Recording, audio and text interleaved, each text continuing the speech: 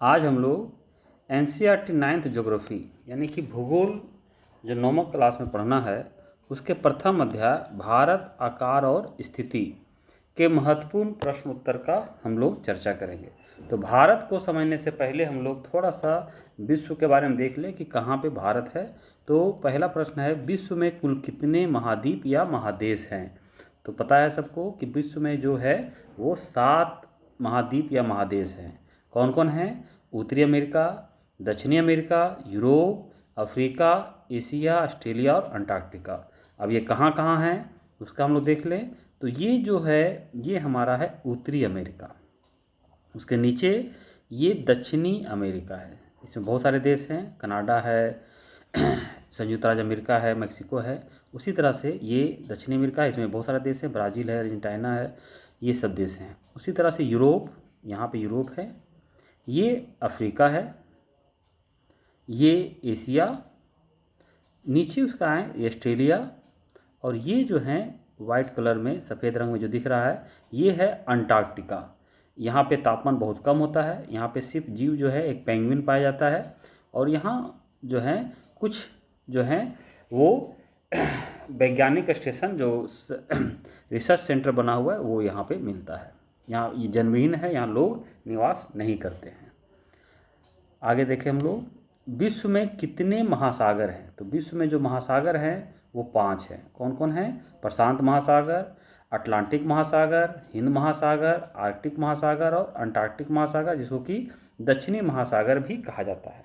अब यहाँ पे थोड़ा मन में विचार आता होगा कि साधारणतः हम लोग जो देखते हैं वो देखते हैं कि जो समुद्र है, महासागर है, वो 7 हैं, यहाँ पे 5 कैसे है? तो उसका कारण क्या है कि ये जो हमारा विषुवत रेखा है, जिसको कि भूमध्य रेखा भी कहा जाता है, जो 0 डिग्री का है, जिसको विषुवत रेखा या भूमध्य रेखा कहते हैं, इसके जो है इसके कारण जो बड़े बड़े महासागर हैं, प्रशांत महासागर और अटलांटिक महासागर, ये 2 भागों में बढ़ जाता है, नॉर्थ और साउथ। ये नॉर्थ और साउथ, तो ये उत्तरी प्रशांत महासागर कहलाता है, ये दक्षिणी प्रशांत महासागर।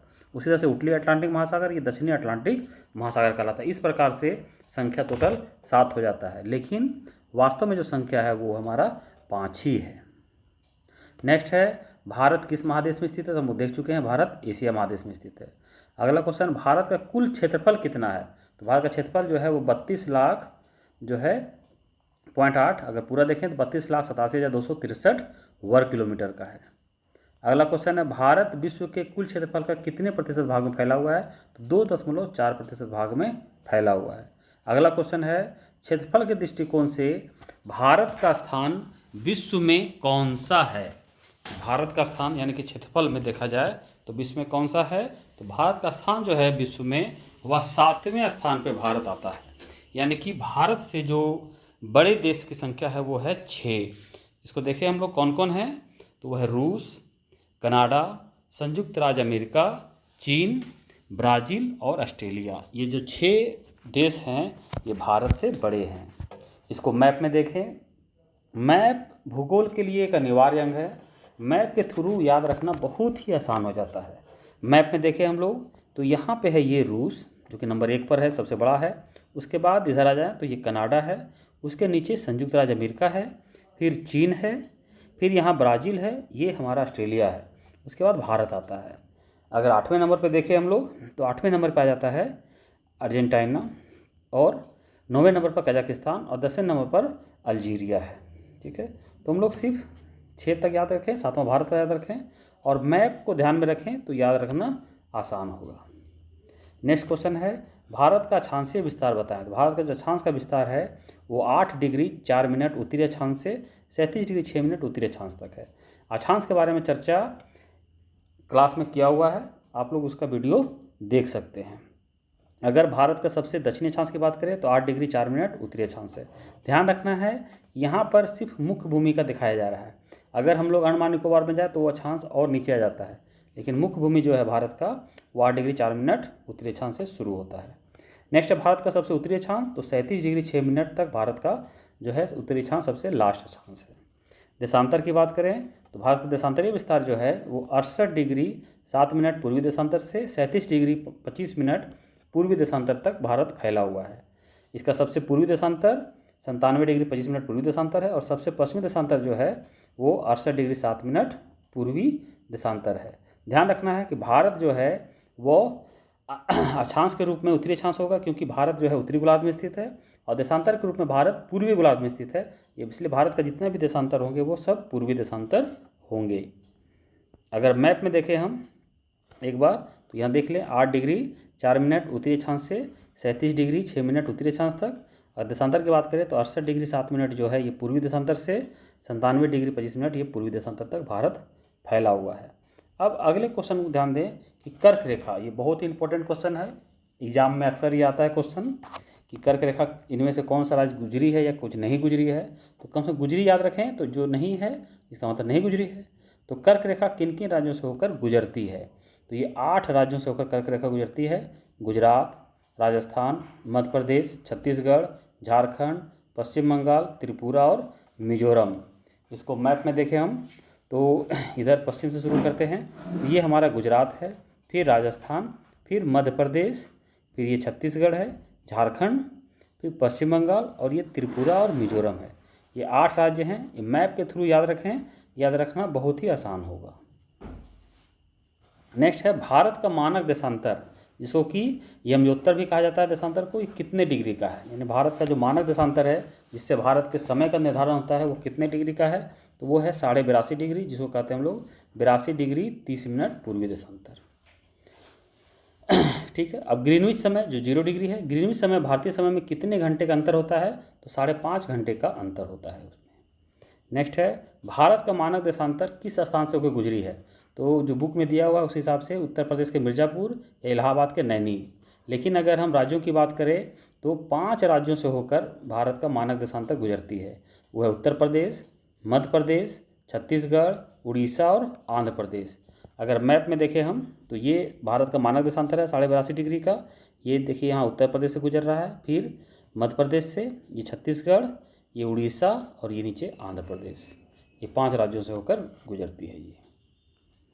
नेक्स्ट है भारत के उत्तर में स्थित पड़ोसी देशों के नाम बताएं। तो भारत के उत्तर में जो है 3 पड़ोसी देश हैं, चीन, नेपाल और भूटान।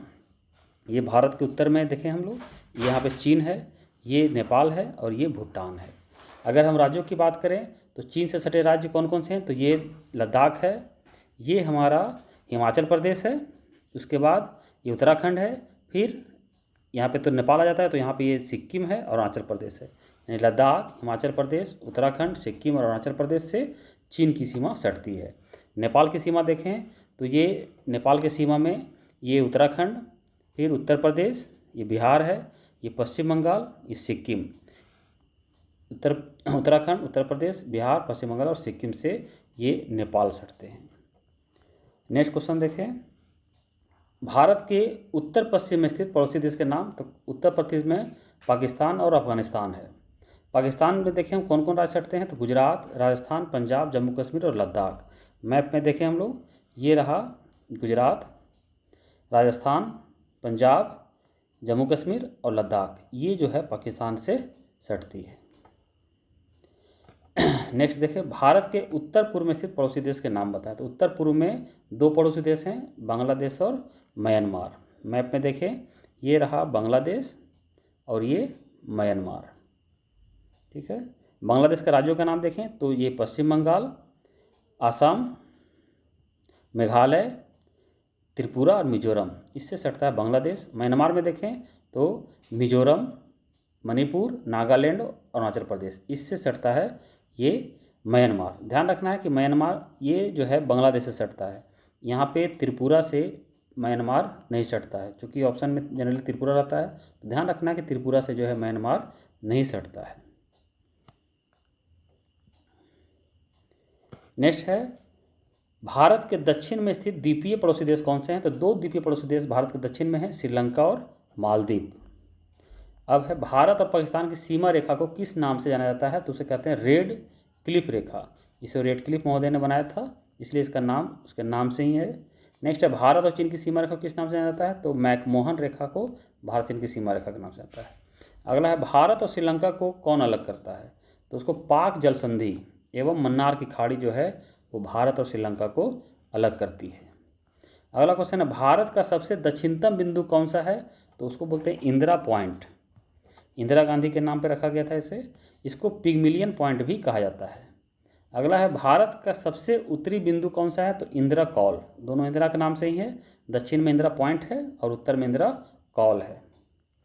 अगला क्वेश्चन, भारत के मुख्य भूमि का सबसे दक्षिणतम बिंदु कौन सा है? तो कन्याकुमारी है।